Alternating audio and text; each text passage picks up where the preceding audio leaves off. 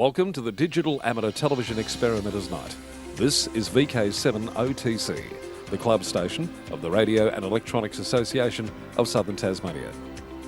Amateur radio is a worldwide hobby that has many different aspects. Digital television is just one of the many modes and areas that are covered. Maybe you're interested in becoming involved in the DATV Experimenters Nights.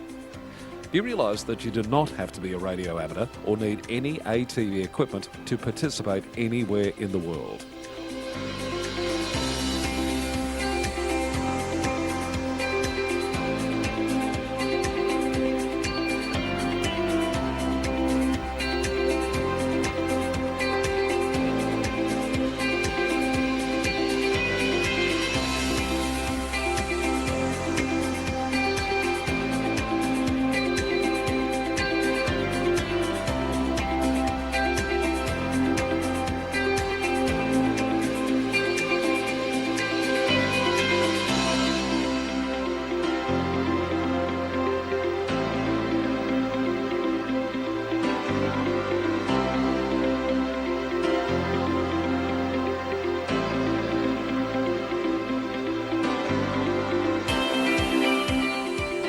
Also participate in the night by coming up to the Queen's Domain club rooms. Yes, right on top of the Queen's Domain in the heritage-listed Coast Wireless Station. You never know, we might get you in front of the camera or behind doing one of the many roles during the night. We get underway with our program on a Wednesday night from 7:30 p.m. local time. We'll see you soon. This is VK7 OTC.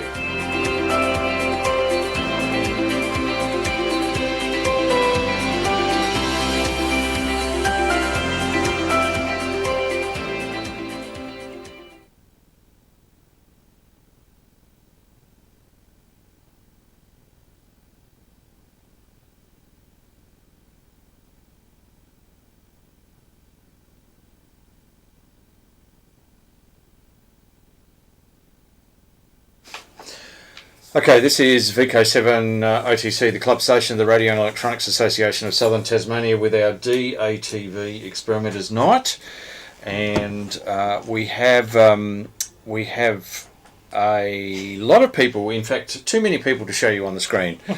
We've got Richard next to me, VK7ZBX. Hello, Richard. G'day. And next to Richard, we've got Garry VK7JGD, who are both presenting different aspects of tonight. And we'll start off by our acknowledgement of country, which is in recognition of the deep history and culture of this island.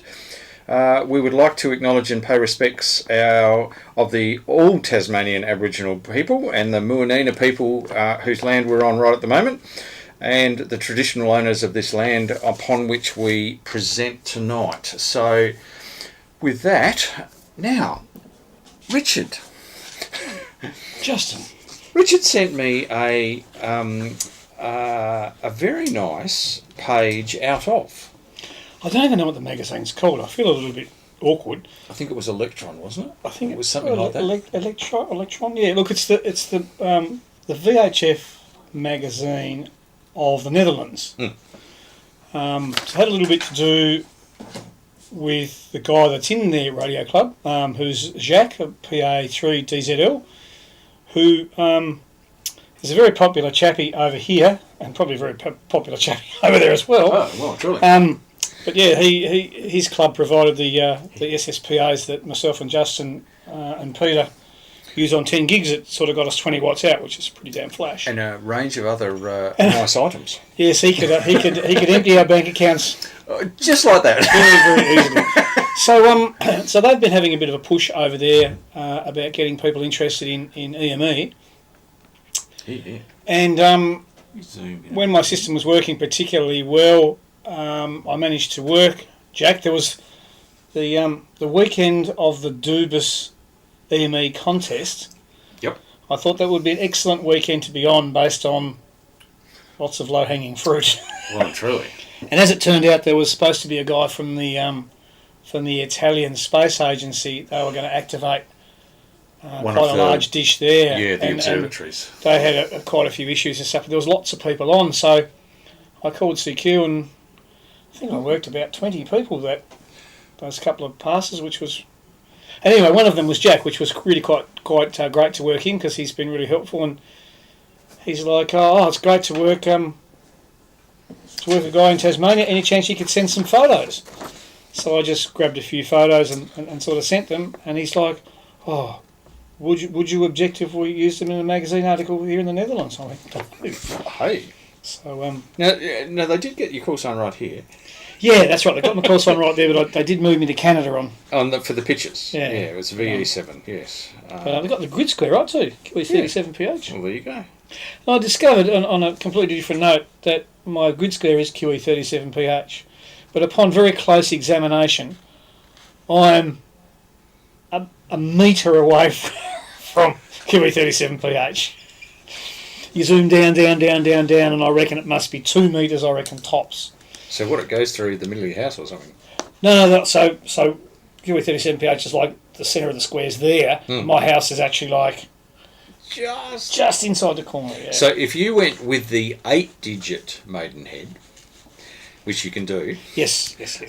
that would potentially, if you're at the very end of that grid square, that would potentially get you more points. Potentially. If the contest logger takes into account 8-digit It does. Maidenheads. In fact, when I was looking at the other night, my wife was she's sharp on the ball. She goes, "So, can you go to different grid squares and get different points?" Good thought, babe, but unfortunately not.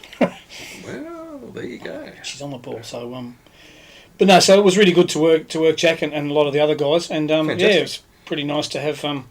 They're just trying to probably do the same as what Rex has done by just publicising. Yep. That you don't have to have a 20-metre dish and a squillion watts. You can just sort of build stuff yourself and get on. So, Well, you can do 10 gig EME in your backyard. yeah. With relatively small dishes and relatively small low amount of power. Well, look, Rex has sort of broke the world record with a 1.2 metre dish. Yep.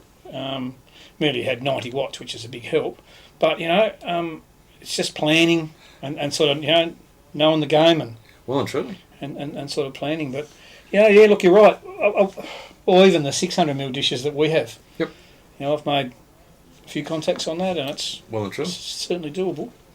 Well, that is fantastic, Richard, and congratulations on getting VK7 EME 10 gigs EME into the Netherlands. There's been a few new calls on that have never been on before, and like I worked a guy. I think we mentioned it a few weeks ago. I worked a guy on Uruguay. Well, truly. So Rick's CX2SC, and that's sort of relatively. Now, Hayden will be contacting you in relation to a presentation about that for a particular event, but I can't say much about it at this point in time. I do believe Hayden may have spoken. Good, Thanks excellent, about that. excellent. But, Yes, I added that to the list, so you can blame me. That is excellent, fantastic, and these are great Oh, photos. And I'm pretty impressed that it's a pretty high quality magazine. Like look, it is. it's wow. Okay. And I hope it gets people interested. So. It's amazing the sort of stuff that you see on various Facebook groups and things, that you see pictures that someone will post a picture of, this guy in VK7s, and you go, oh, sweet, and you go, I like that. Well and truly. So it's pretty, Well, it's pretty cool. And good evening to Chris, VK7CDW, and also Anthony, VK7AG. Hello. And apologies for the title. I didn't actually get time to update the title, but so the title's a bit deceptive as to what you're going to see tonight. But I'll fix that in the fullness of time when the phase of the moon's right. So the actual moon, you also have been doing some other contacts. I did. I actually missed a couple of contacts last night. A couple of Italian stations are on my way. Because of the committee meeting. But anyway, that's a story for another day. But I did some more tests last night and was receiving the beacon at -6. Nice. Which is pretty good. And the night before, I worked a couple of Germans. Okay. And that's when I worked Jan, PA0PLY, who Cool. showed you his website before. Yep. So Yeah. And the two German guys, it was great because they'd never worked into Australia before. It was their first Australian contact, so let alone Tasmania. So they were pretty chuffed. Okay. Cool. There was a bit of chatting on the logger. They were very happy. I'm like, I'm pretty happy as well. It's great. And really good signals, you know, minus 10, minus 11, minus 12, you know, like really good signals. And this is Q65? Q65D, yeah. Okay. So Cool. 60 seconds, no. Well, that's signal with lots of headroom, with those sort of signals. It is. Well, the beacon at -6 is armchair copy, even last night, with 140 hertz of spreading. Okay. Like, the CW didn't make any sense to me at all. But you were actually hearing it. Oh, yeah. You were hearing it through the speaker. I actually was, because I'm still messing with my tracking system. There's a small error which I need to sort out with that. And I was able to tell from, because I had the radio in my shed and I was just sort of set up out the front, sort of like a field day. Yep. When I was able to just peak the antenna like by 0.2 of a degree, you could actually hear the CW come up out of the noise. Yep. And like, if you could read CW, you could copy it by ear. Well, you can then track based on ear. Almost. That's right. That's right. Almost. It's really strong, but look, you know, that's 50 watts into a 7-metre dish. So. Yeah. Okay. But it's still it's a fantastic resource. I think Perth's having a couple of issues with it. Every now and again, it stops tracking. Oh, okay. I just couldn't begin to imagine the complexity of trying to keep something that big, 7-metre dish. that well aimed. So You got to be kidding. hats go off to Per and his guys for making that work. It's Is a fantastic resource. Yep. Correct. So, okay. All right. Thank you very much, Richard. Thank you very much. We'll just do a quick reset, and we'll get Garry in and set up for the FT-897, and we'll go from there. So, thank you very much, Richard. All right, thank you. Congratulations. Thank you very much. Very good indeed. So, what we might do here is just go for a... Oh, sorry. Walk in the Black Forest? That's it. A walk in the Black Forest. And we'll reset. So, we'll go over here. Is it off, Mike?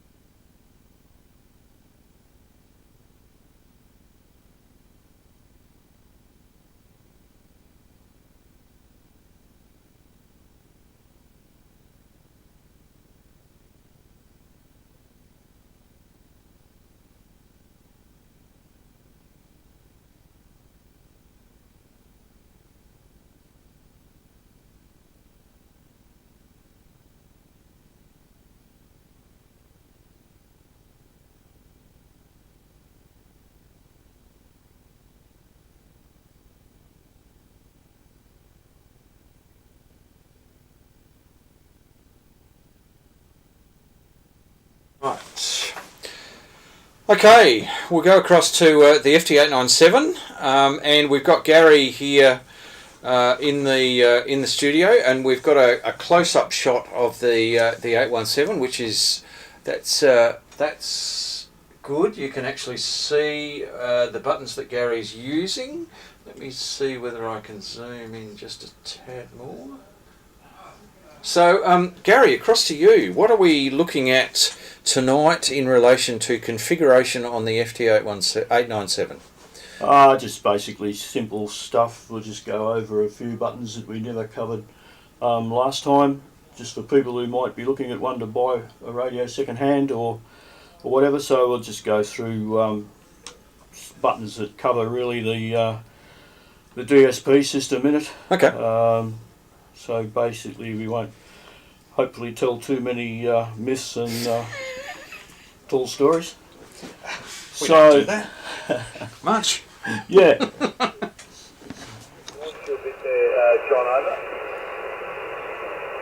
And we managed to find an antenna that works. Yeah, so we do have a bit of a noise we can play with here. But anyway, basically we're just cutting out noise. So pretty much if you've got a noisy environment, really there's a few tools here that Yaesu have given people to play with to try and minimise things, but first thing I suppose for people to do if they're in a noisy environment is check a few things. Check that turning the RF gain down doesn't cut the noise back down for you a little bit. At the moment we're in a noisy environment here, and the gain is turned down a fair amount. That's the RF gain, is it? That's the RF gain, yeah. So yeah, okay. That's full blast on RF gain. So first of all, the first thing to try really, I guess, is to back your gain down and see what that does to the system. Maybe if you've got a second antenna, try a different antenna. Might help things, or change the direction if you happen to be lucky enough to get a beam. Before you start playing around with the settings, there's a few to play with, but they sort of tend to interact a little bit. But first of all, we might just go for the noise blanker. If we can sort the blanker out, I'll just back the volume down a whisker. So if we go to multi-row M,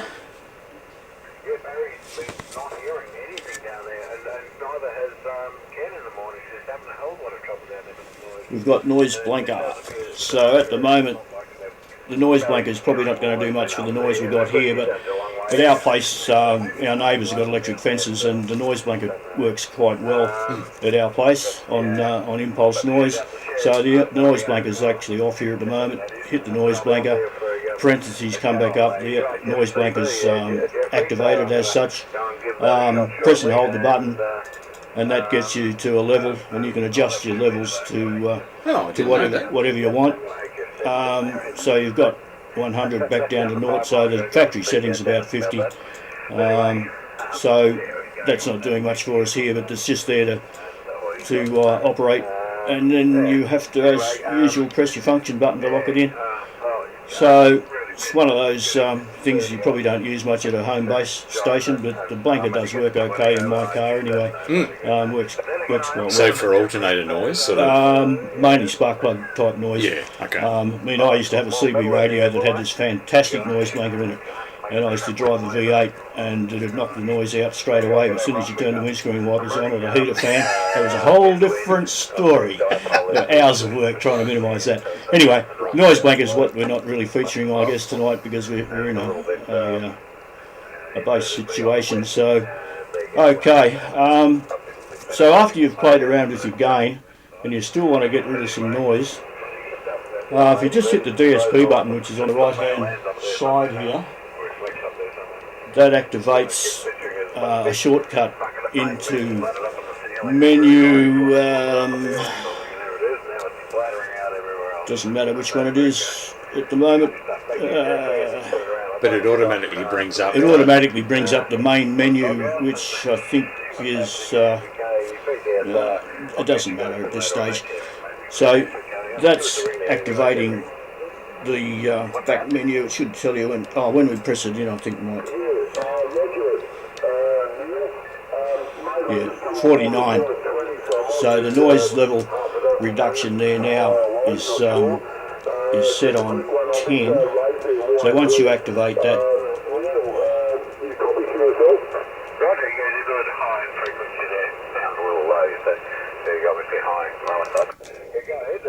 so you can hear the difference. You can hear the difference. And that's set on 16, so that's full reduction. So you've got from 0 to 16. So in this particular instance here, with the noise that we've got here, there's a reasonable difference in the level.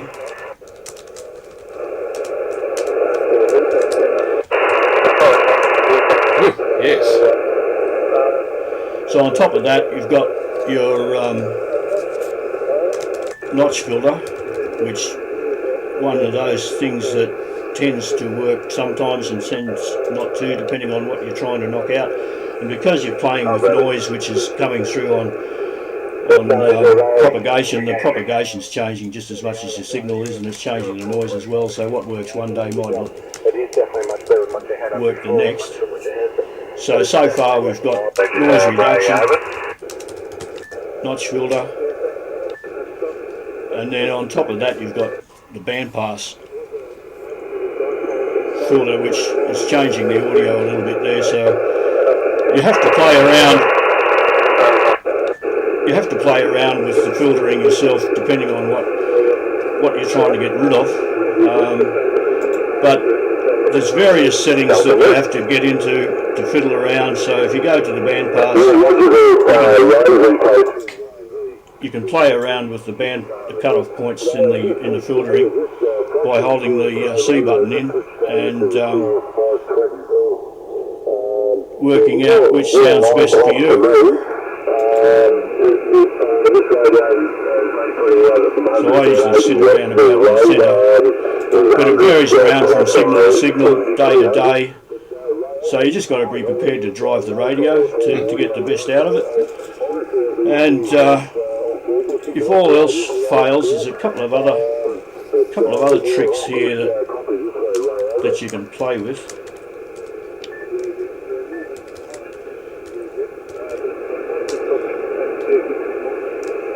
So if you hit the old clarify button, you can either fiddle the clarifier a little bit, but in this case I've gone to the IF position.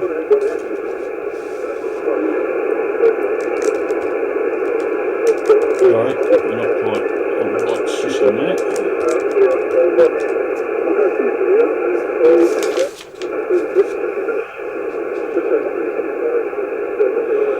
So the IF shift is in the centre when you've got that oval there. So depending on what you're trying to do, if you just touch the IF shift a little bit, sometimes that'll change the signal enough just to bring out somebody in a contest or something like that. You don't have to go too far, otherwise you're way off. But just a little bit either way might clarify up something. Just accentuate the right bit of the right frequency. The right frequency. And then, you know, if it's still not working, you can play around and see how you go. It's just a matter of learning the radio, and practice makes perfect. But the thing to remember is whatever you're changing on one day, you remember to put everything back to the factory settings or back to where you normally have it, because if you've changed it for some stations one day and you forget that you've changed everything, the next day you sit down and everybody might be all to pot and you think what the hell's going wrong, but it's just the settings in your radio. So you know, there's a few things there they give you to play with. You've got the RF gain, you've got the preamp. That's another thing to check if you're on a band where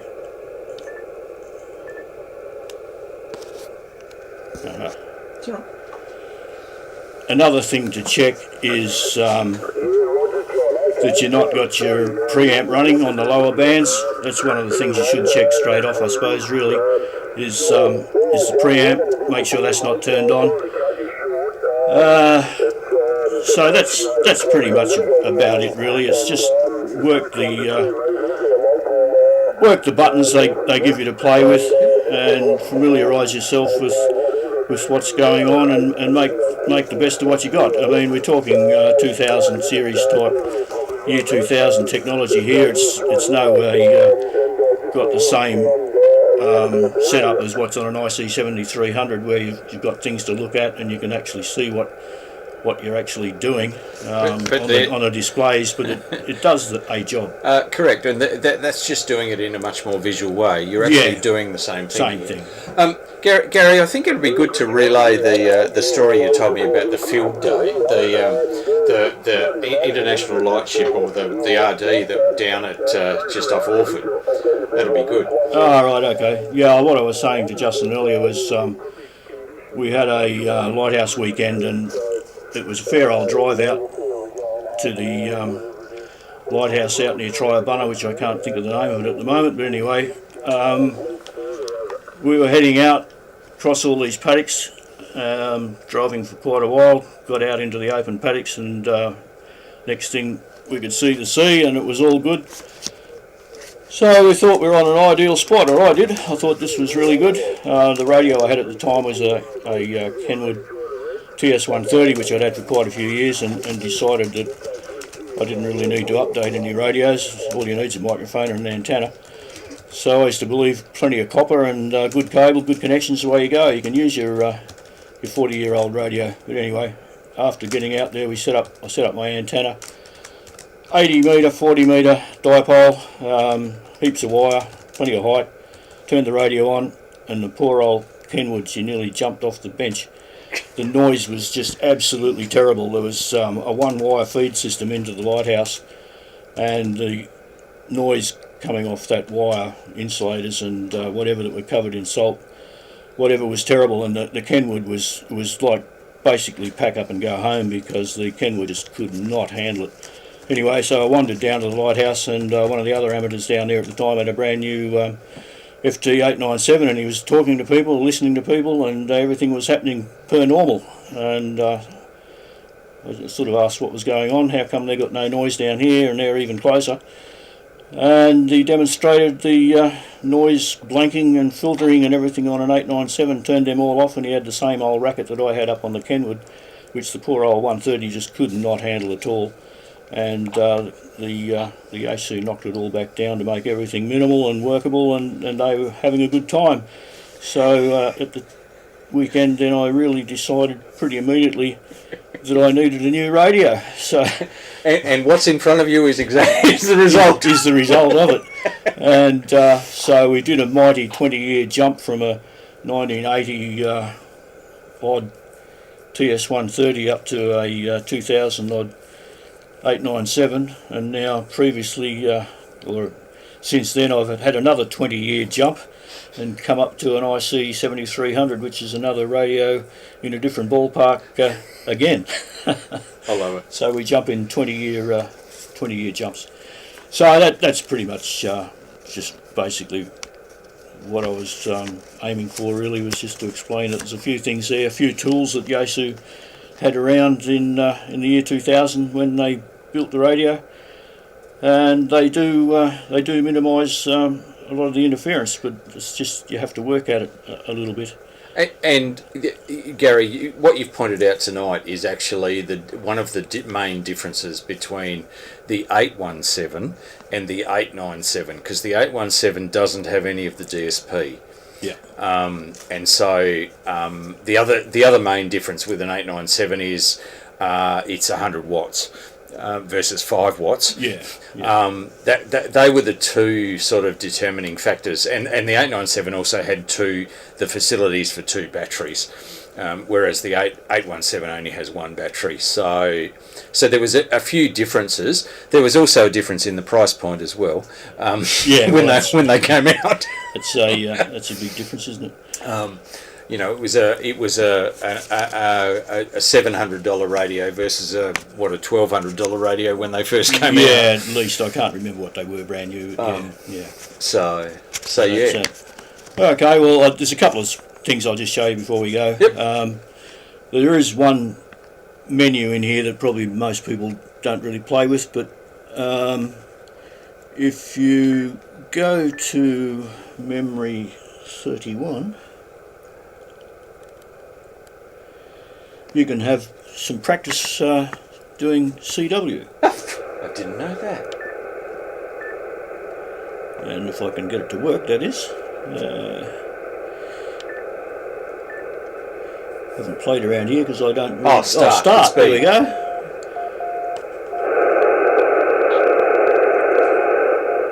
Sorry, don't need volume. It comes through the...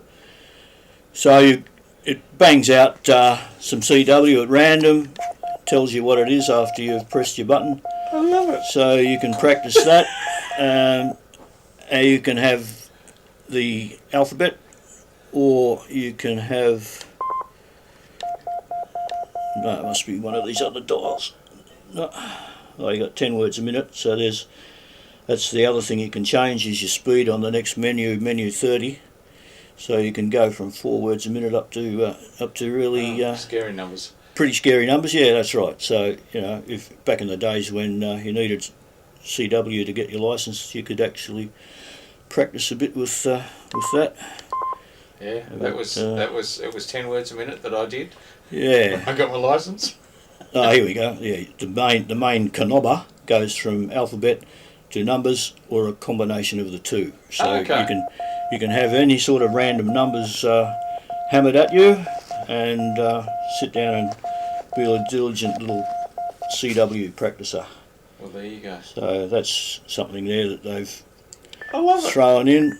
Now the other thing that maybe not too many people know about, there is a way of cleaning, so-called cleaning your relays, and I think it gives the relays a bit of a hammering, but I'll try and demonstrate it here. I don't know how many times you can do this before your relays all disintegrate, but anyway, you turn the radio off and you hold the up-down buttons.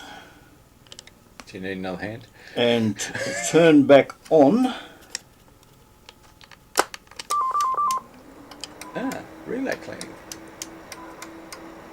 And it hammers your relays and supposedly cleans them. I don't think there's a little man in there wiping anything. But anyway, it's I actually thought it made a bit more noise than that, but I didn't hear anything to get too excited about. And it was quite quick. It was, yeah. Okay. Yeah, you can hear it, just hear it in there. Anyway, that's something. I presume the relays they're cleaning are the ones that are changing when you're doing your filtering and your bandpass stuff. I haven't actually looked at the circuit diagrams of the radio to see what the relays are actually doing, but anyway, if you come to the conclusion that your relays need cleaning, before you go in there, press the button and do it electrically. Well and truly. I love it. Anyway, I think that's one of the ones in the hidden menu, in the engineering menu, which is in there, but nobody's allowed to touch it unless you know what you're doing. It's in the service manual. Service manual. Yes, yeah, okay. Yeah. Pages of the adjustments that are all done without the golden screwdriver. Correct. Yes. Well, that's probably about me. On everybody's probably sick of 891s now, 897s now. No, well, Gary, the last one that you did has actually got a surprising number of hits. So so there was obviously some interest out there for 897s. So and it's still still a few clues there. I mean, there is a pretty full book of words. I mean, we haven't covered anything like digital. We haven't covered CW or anything like that. So there is quite a lot of settings in the, all controlled by the buttons on the front. Now we've got a question from Anthony. Anthony, and no question is dumb, Anthony. So this is not a dumb question. Do relays need cleaning, or do they just wear out? I think the fact that there's a menu setting. Well, some engineer in the bean counter came to the conclusion that it needs a relay cleaning setting, so they must get some benefit out of it somewhere in the life of the radio. Well, not truly. But if they're cleaning the menus by hammering it pretty hard, correct. How many times you get away with that before the things disintegrate remains to be seen. And it also depends on how the relay contacts are actually, whether they're plated or they're something that doesn't tarnish. They're plated with something that doesn't tarnish, or they're plated with something that resists tarnishing, or because. And how much voltage is going through them, because if there's a decent amount of voltage, they tend to self-clean. And all of that sort of stuff. So there's a whole lot of characteristics and parameters that... The mind boggles as to what happens when when you press the cleaning button. Correct. So... But that's fantastic, and thanks to those people, we also have Christopher Larwood, who's actually just chimed in and said, I've watched the Foundation License training series of clips. this week. Well done and thanks. And a few things I picked up that really sunk in. So fantastic, Chris, and great that you got something out of them. So hope to see you at the assessment day, and I've given some details of the assessment day there.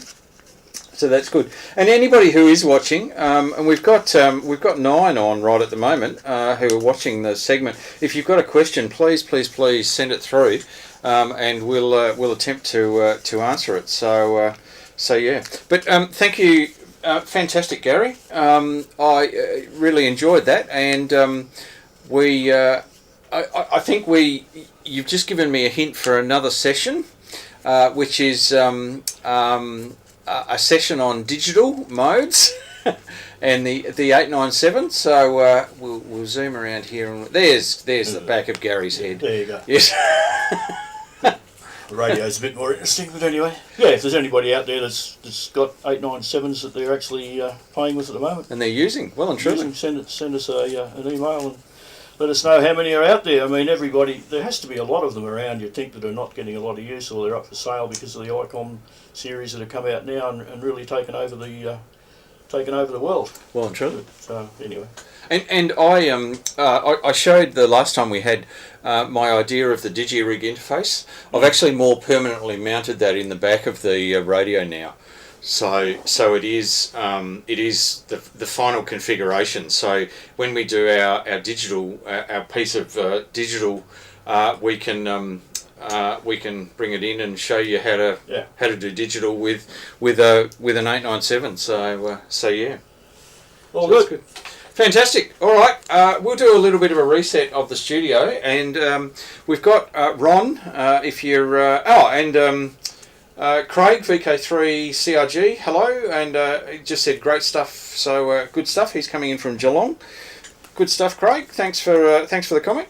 We'll just do a bit of a reset. We've got Ron Cullen coming in to the studio with his beer carton Spitfire. So I thought this is worth a bit of a look. He brought it in, and he's been flying this beer carton Spitfire. So stay tuned. We'll just go to our test pattern, and oh no, we might not even go to the test pattern. Just move the chair. Let's bring the chair in here. Come back. No, come in.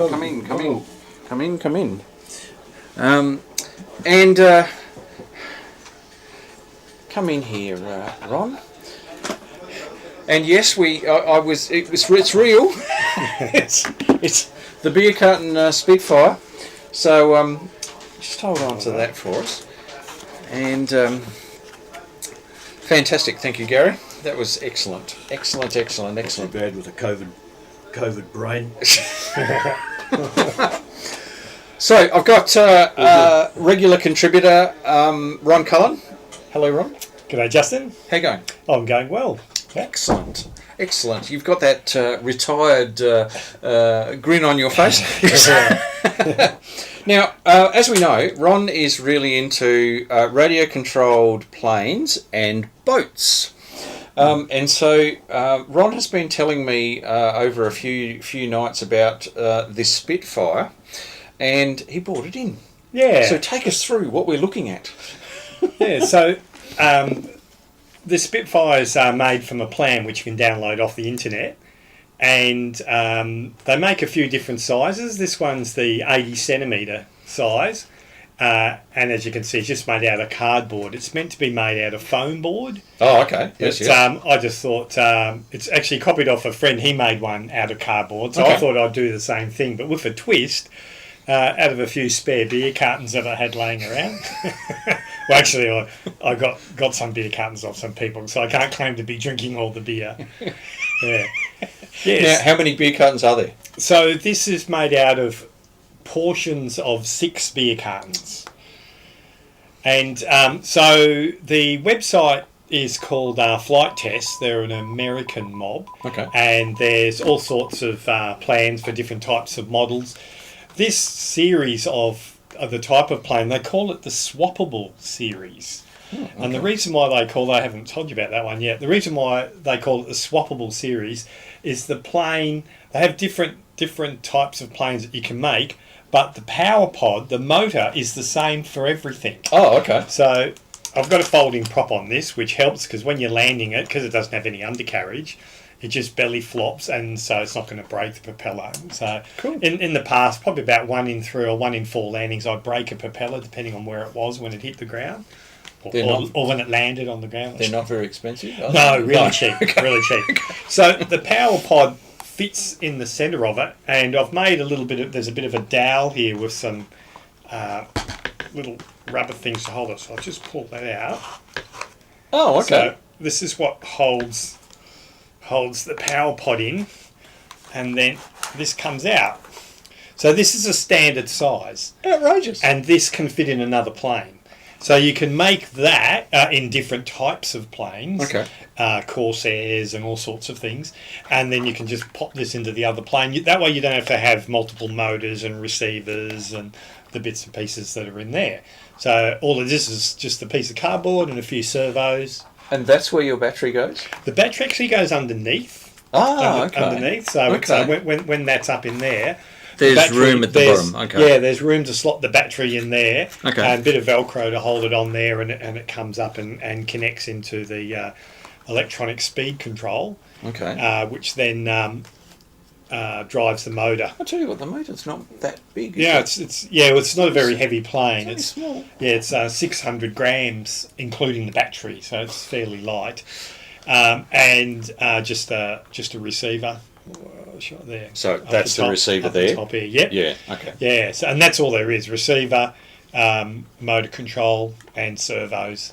So it doesn't have a stabiliser. It didn't need it. It's very stable flying. Probably a lot of dihedral in the wing on the Spitfire, so it's very stable to fly. So what does dihedral mean, Ron, for someone who isn't into planes? Yeah, you can see how the wings are bent upwards. Yeah, so they point up on the sides. like that. Ah, okay. Yeah, okay. so the more dihedral you have, the more stable the plane will be. Oh, there you so go. with Didn't know that. Yeah, so I think when it's flying along, because when it's level, you're getting equal amount of lift going along. But if it goes like that, Yep. this wing, they'll start getting less lift. This one will get more lift. Okay. So then it brings it back up again. So So it tends to self-stabilise? Yeah, self-stabilise in a way. Yeah, if it's Okay. just flying along. Yeah, if it's flat, it won't work as well. Yeah, okay. More dihedral makes it more stable. Well, there you go. Learn Yeah. something tonight. Yeah. So there's probably not much else to say about it, really. And how is it to fly in comparison to your other planes? It actually, for the very first flight that we did, it just flew beautifully, and I did spend a lot of time trying to make sure everything lined up and was straight and in line. So Symmetrical and all yeah, that sort of yeah. stuff, So that probably all paid off, and having experience at flying them before as well helped because it just off it went. It didn't go crazy and nosedive or anything like So that. you just threw the plane literally. Yes, and it because it took doesn't off. have any wheels. Yeah, it can't yeah, take yeah. off from the ground.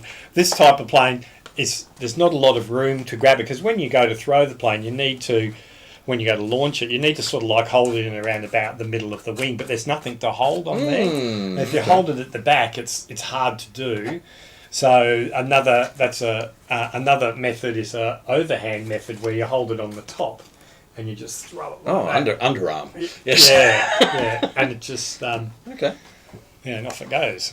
Yeah, so a bit of fun. Took about probably 2 full days to make it, but I was just doing bits and pieces. And it's what is it glued together with? Hot glue. Oh, okay, Yeah, okay. yeah, so you see little bits of hot glue coming off there. And also, because the cardboard's so light, there's only a piece of cardboard, I put a bit of strengthening underneath. There's a couple of like pop sticks along there, because the cardboard can be quite flimsy. I thought I'd try something a bit different. I put hot glue on the leading edge, or actually wherever there was flimsy cardboard, and it's actually made it strengthened really... it up. Yeah, it's strengthened. Okay. It's the first time I've done that, and it's worked out really well. Okay. Yeah, I think that's about the only places we put it. Well, there you go. Yeah. The wingtips, because the beer carton sort of runs out about there, and that's going around the corner, and so there is actually a crease there. There's a crease on the beer carton because it's only like that wide, and then that goes down the back of the beer carton. Okay. So, and you can see here where that's underneath. So I've put tape on the end there to reinforce it. Otherwise, that would be really floppy. Yeah, and it's one of the weak places. You can see the bend there, but the tape on both sides strengthens it up a bit. Now, you pointed out this earlier. This is very ingenious. So the control horn. So you've got the servo inside the wing that controls the ailerons. Just turn it around. Yep. So Yeah, that way there we there. go. So you've got the servo and the little push rod. So the control horns, because everything's so flimsy and so light, generally the ones that you buy are fairly heavy duty. Okay. And they're a bit bulky to put on such a light thing there. So there's one way of doing it where you can get thin plywood and cut them out, but it's very tedious. And actually a friend's doing a laser cutting of plywood. Oh, okay. And he said to me one day, just send him the diagram and he'll print me out or cut me out a bunch of them. Okay. And I was going to do that, but I was researching some stuff on the internet, and I just saw this link about cheap control horns. Okay. And these control horns here, what it actually is the dental floss, the plastic dental floss Holder. Yeah, the holder. the- Yeah, you cut it and cut it to shape, drill a little hole in it, and there's the. So there we go. We get. There we go. There we Yeah. go. Yeah, and you couple of dollars, and you get I can probably. 100 of them or so. Okay. So hang on. There we go. There we go. There we go. Yeah, so the that's where the handle comes up here, and underneath it is where the dental floss is on there. So I've got one on each of the ailerons, and with this one, I only bothered with an elevator. Where are we there? Haven't bothered with a rudder. It's So what would the rudder give you over what you've got? A bit more manoeuvrability, is that? yeah, a little bit more. The way a rudder works is the plane's flying along level, and when you turn a rudder on at the back here, it causes the plane to yaw. Okay. And then when it yaws, the outside wing's travelling a little bit faster than the inside wing, so then the plane then starts to tilt over, and then you can go around the corner like that. Okay. So a little bit of a secondary type of thing for turning. Okay. But with ailerons, with the control surfaces on the wings, you can actually tilt the plane over straight away and pull a bit of elevator on and then turn. Yeah. Okay. So they sort of do similar things. Yeah, So okay. I didn't really need it. It would have been more weight on the back. And something else to install. So I thought I'll just leave it off.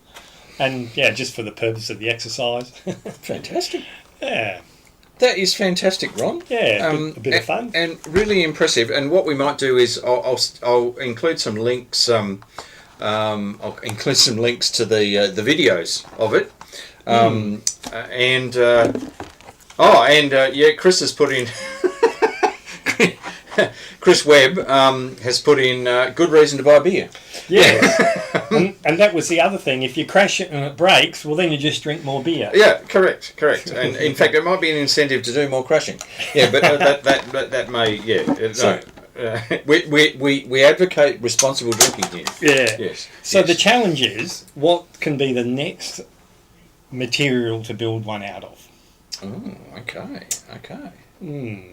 COVID masks, because there just seems to be so many of them that I see all over the place, laying around all over the place. But anyway, suppose whiskey boxes, that'd be a little bit expensive, especially the good whiskey boxes.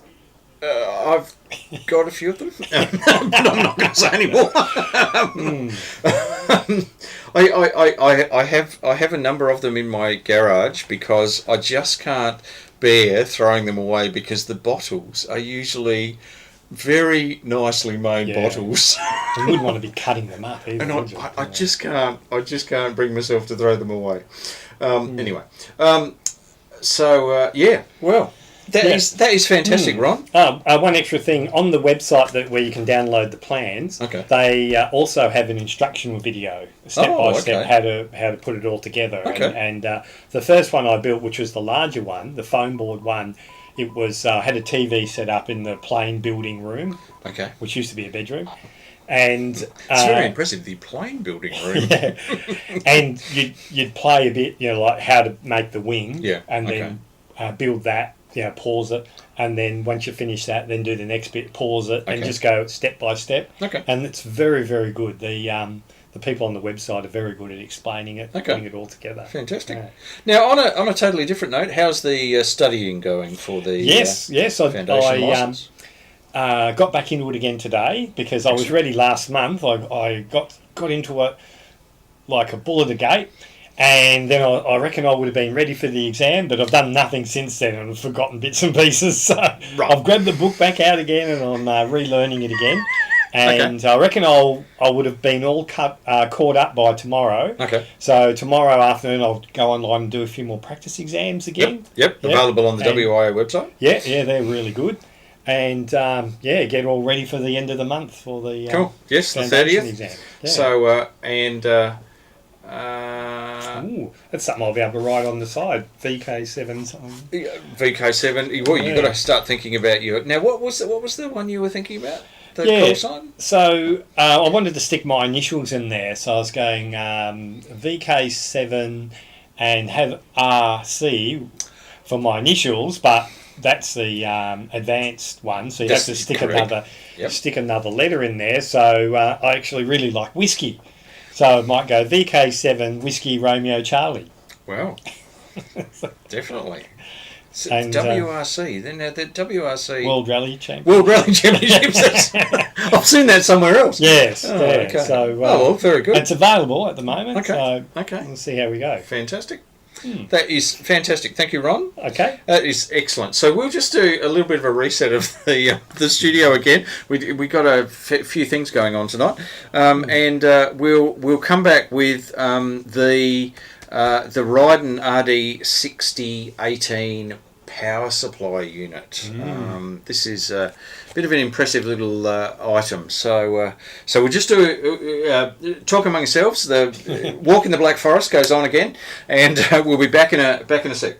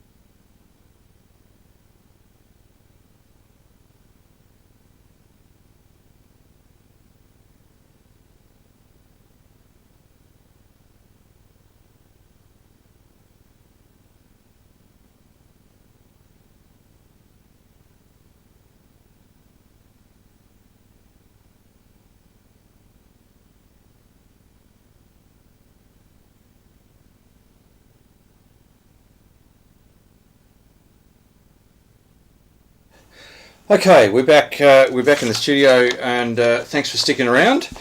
The next thing is I have been looking for a power supply unit, not necessarily a programmable one, but that's what we've ended up with. But a power supply unit that is capable of going to at least 50 volts.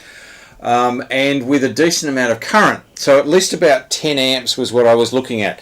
And when you go on to eBay or Alibaba or Banggood or wherever your favourite Chinese purchasing product site is, you will come across plethoric numbers of power supplies. And one of the things that I was a bit concerned about was most of the power supplies that you get these days are switch mode power supplies, and of course in a shack you are very concerned about switch mode noise, either direct or common mode or whatever type of noise coming from these particular units. So when I came up with a particular one that I was looking at, I would go and see whether somebody had done a YouTube video or some sort of information on the internet about that particular radio, about that particular power supply, and it's specifically looking for the sort of noise that came out of them. So one of the ones I came across was let me go to... was this one, which is the Riden RD6018 DC power supply.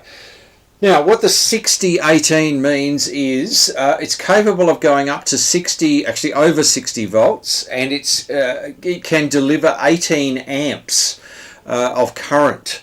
So that's the 6018. There are two particular models. I bought the one which you'll notice that there is a USB connector on the top of this, which is down here. There's a USB connector which enables you to connect up, and there is an application that you can run on the PC which basically enables you to do anything that you can do through the pump panel through the PC. But there's another option that's available, which is a 6018W, and the W just means that there is a Wi-Fi interface built into the power supply, and what you can do is connect to it via the Wi-Fi. You can connect it up to your Wi-Fi, and then you've got a smartphone or a PC application that enables you to actually control the power supply in exactly the same way as you do through the front panel. One of the very nice features of the power supply is there's a little bit of a data logger arrangement that enables you to show on the screen.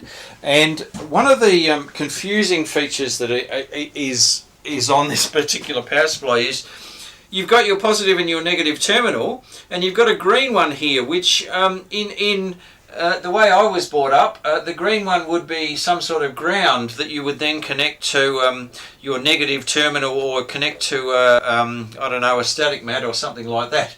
The green terminal is actually the battery connection, because it does have a battery charging function that enables you to set the voltage and the current that you want it to go to, and then you can bring up the data logging arrangement and watch what's happening as the battery is charging. So the one thing you've got to do is ignore that that's green, and it is actually your battery connection which goes across the negative and the green terminals that goes to your battery.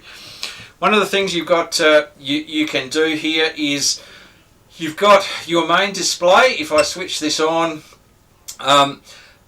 you've got these settings here, which is your input, which is the 60.6 volts is what's going into the unit inside. There is a switch mode power supply inside. That's so that's the highest voltage that you'll be able to go to.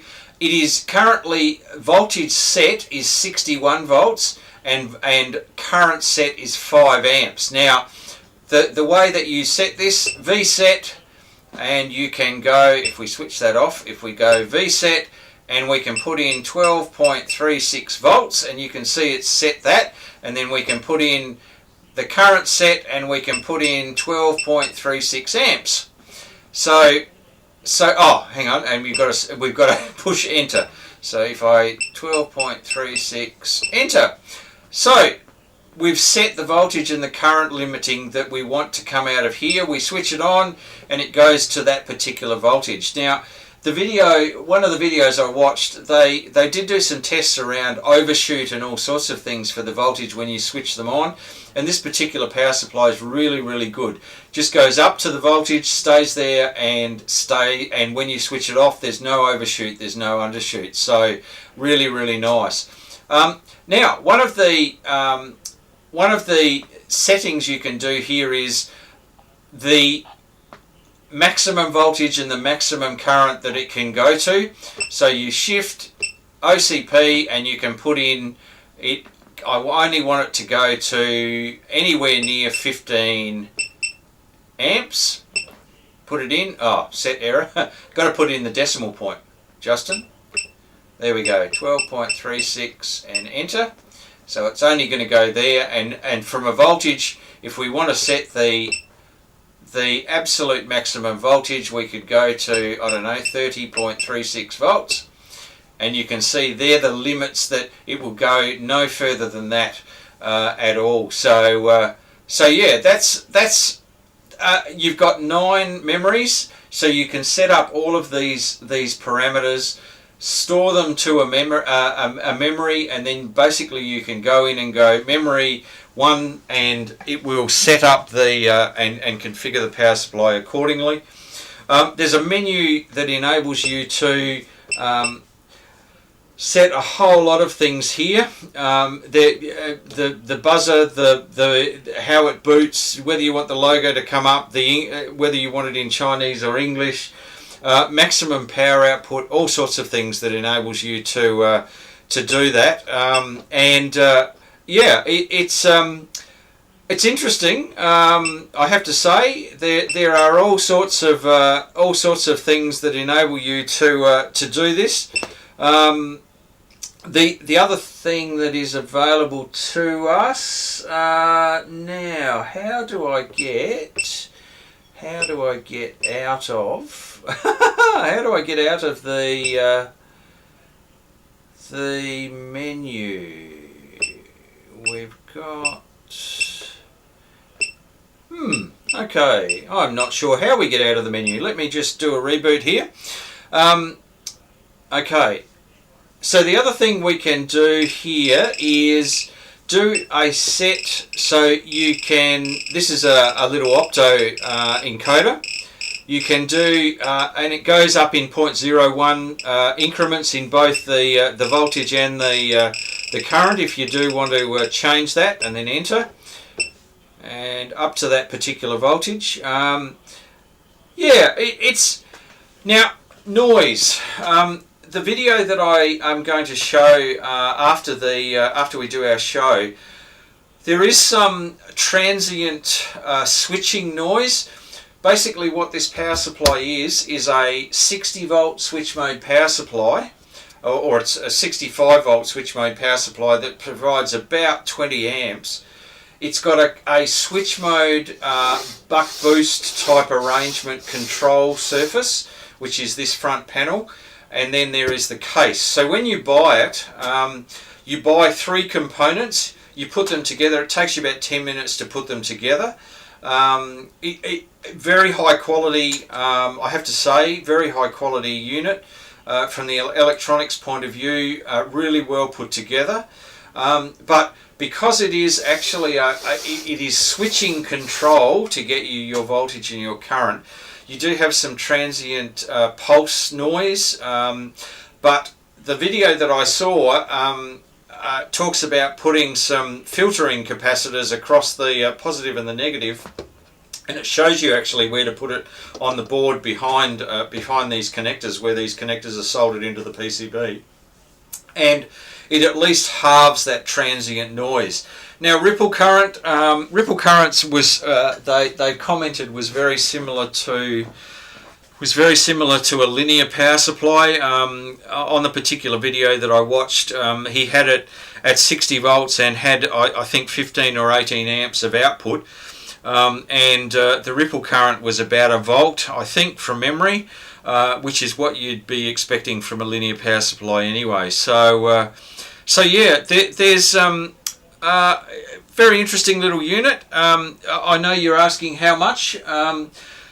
For those 3 components landed here, it was about $220, which for a 60 volt 18 amp power supply. So what we're talking about is about 1080 watt power supply, which is not an insignificant power supply in anyone's language.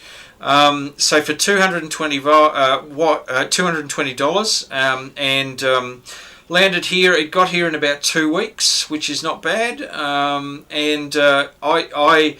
RF, I'm going to have to do some filtering on a few things down in the 630 metre and the 2200 metre bands. But above that, the noise is tolerable. So above sort of 160 metres, the noise is almost undetectable. But yeah, down in those low areas, the switch, because you're starting to get down into the switching frequencies and harmonics of the switching frequencies. So yeah, going to have to do something down in that sort of area. But I know about it, know how to do some filtering on the transients. So anyway, Riden RD6018. I'll put the video link in the description when I tidy the description up. But that's 60 volt, 18 amp power supply, switch mode power supply. So I've got an addition to the test bench that I can use. Now, the one thing I'll just point out, there is actually a temperature probe that plugs into the back of the power supply. It's a little thermocouple. And you notice every so often it comes up with the temperature here. If I put my fingers on here, you'll see this go up. Yeah, it's starting to go up in centigrade and Fahrenheit. Now, when you've got the battery function, and you can see the battery function here, when you connect a battery up here, this comes up red, and it says that it's got a battery connected across here. You're supposed to tape this to the battery, and it comes up and tells you the temperature of the battery. Now, the interesting thing on the video that I watched is you would sort of think that if you could set some thresholds on temperature to shut the power supply down if the battery got too hot. Unfortunately, there's no such thing. So the temperature probe actually is great. It tells you the temperature, but it doesn't actually shut the power supply down if it goes over a particular threshold. So yeah, a little bit of a lost opportunity there.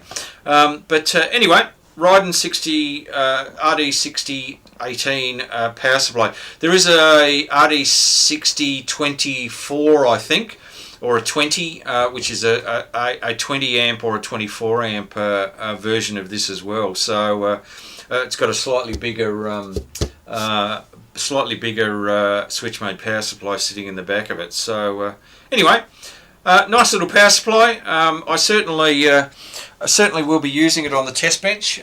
There's a number of things that I've tested where I've actually needed over about 20 volts, and I've been able to dial up the voltage and slowly wind it up and actually tell whether the particular series of LEDs and all of that sort of stuff were actually working, and I was able to find out the voltage that they actually started to work at, and then the voltage that they would actually be operating at. So yeah. Anyway, and now Lewis. Hello Lewis, I'm running 20 minutes late in the past. Okay, I've acquired an 897 recently. Well, there you go, and used it on the VHF field day and other weekends. My first time with 6 meters with a homebrew flower pot vertical. I love it. Excellent, excellent. So I hope you got some 6 meter contacts on the VHF field day. Hopefully from Peter, who was up at Powertina. I think Peter might have been the only person who went portable. I'm not quite sure.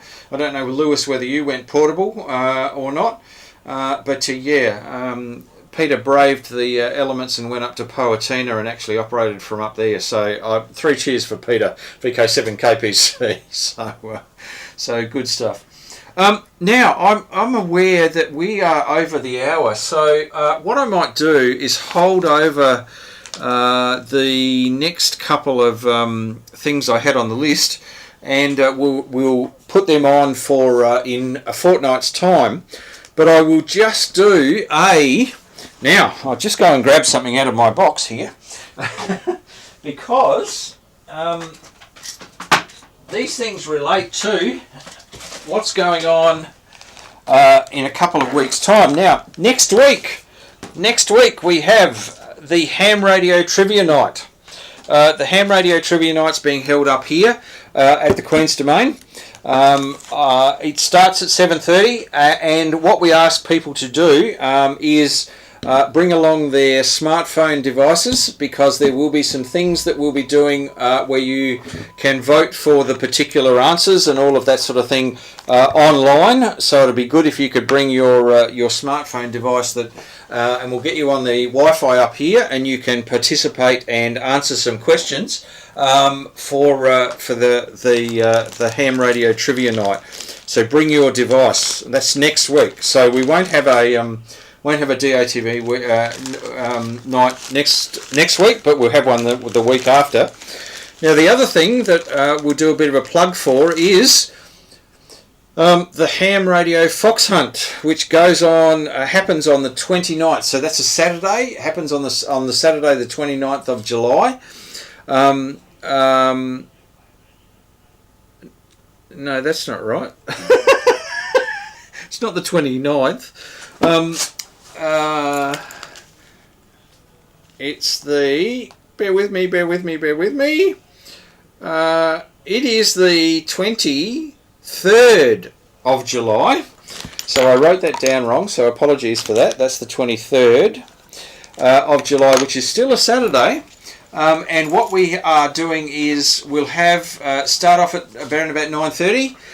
We'll have a fox hunt around the domain up here in the domain, and we'll put out the Microfox, the little ham radio transmitter, Microfox 2-meter transmitter, and we'll do a little bit of a fox hunt up here. And then Hayden's fox, which he showed last week, will be somewhere in Hobart, and we'll actually have a real fox hunt all around Hobart, and there are some prizes that Hayden's organised. Bring your handheld, your attenuator, your directional antenna.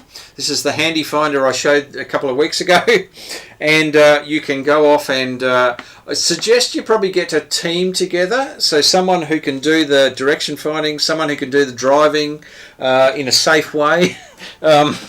Probably not a single person operation. That might be a bit dangerous, hanging out the window with your tape measure Yagi and trying to drive along at the same time. I suspect the police might not be too happy about that. But anyway, so that's the 13th is the ham radio trivia night. The 23rd is the ham radio fox hunt. And just a quick plug, our August presentation is by Joe Stephen, who is VK7JS, who is giving us a presentation online from his home at Exeter.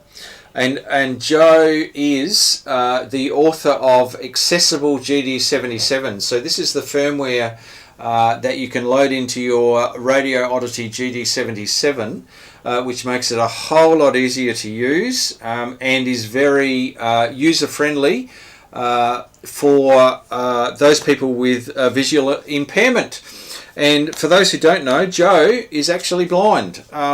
He is completely blind and does all of this programming, and he has a whole range of other software that he has created and develops and maintains, and is absolutely remarkable. So Joe's giving us a talk on the 3rd of August. It'll be it'll be streamed, so you can watch that online as well. So anyway, enough from me. So 73, we'll see you in a fortnight's time. Hope you have got something from tonight, and we'll see you back here in the studio in a